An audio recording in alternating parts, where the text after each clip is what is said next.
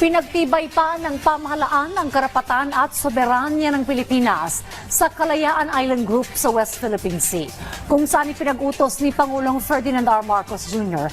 ang paggamit sa local name ng mga feature na saklaw nito. Yan ang ulat ni Patrick De Jesus. May 131 na kinikilalang feature ang nakapaloob sa Kalayaan Island Group sa West Philippine Sea na siya ring bubuo sa munisipalidad ng Kalayaan, Palawan sa ilalim ng Presidential Decree 1596 na pinagtibay ni dating Pangulong Ferdinand Marcos Sr.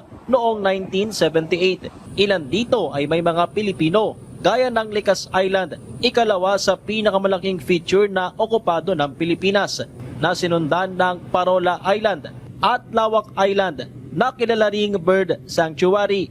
Pinakamalaking feature ay ang Pag-asa Island na bukod tanging may populasyon na sibilyang Pilipino sa West Philippine Sea. Nasa Ayungin Shoal naman ang BRP Sierra Madre na isinadsad mula 1999 at nagsisilbing outpost ng Philippine Navy. Sa bisa ng Executive Order No. 111 na nilagdaan ni Pangulong Ferdinand R. Marcos Jr., ipinag-utos ang paggamit sa Philippine o local names sa lahat ng features sa Kalayaan Island Group.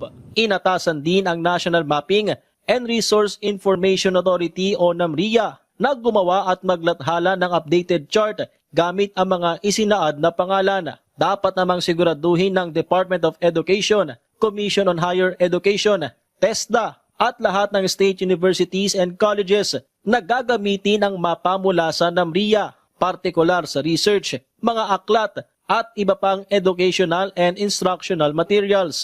Saklaw din ng KIG at may Philippine name ang ilang Chinese-occupied artificial island gaya ng Mischief o Panganiban Reef na nasa loob ng exclusive economic zone ng Pilipinas, habang ang Subi o Zamora Reef ay pasok sa 12 nautical mile territorial sea ng Pag-asa Island. Iginiit naman ng Department of Justice na hindi pinahina ng 2016 arbitral ruling pabor sa Pilipinas ang karapatan ng bansa sa Kalayaan Island Group.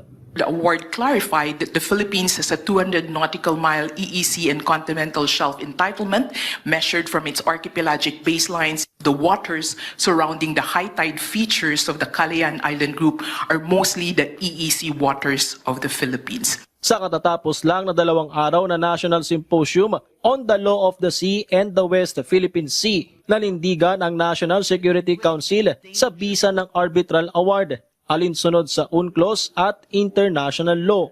Our position in the West Philippine Sea is not disputed. It belongs to us, firmly, unequivocally, and without ambiguity. We do not claim 1 inch more than the Convention allows. We simply insist that no one claims what is lawfully ours. Muli ring isinusulong ni retired Supreme Court Associate Justice Antonio Carpio ang paghahain ng panibagong arbitration case.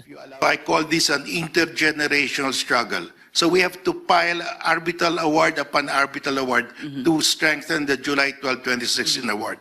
This is a long-term struggle. It's not, we did not never expected China to just roll over after the arbitral award. So we have to be patient here. This is a long game. Patrick De Jesus para sa Pambansang TV sa Bagong Pilipinas.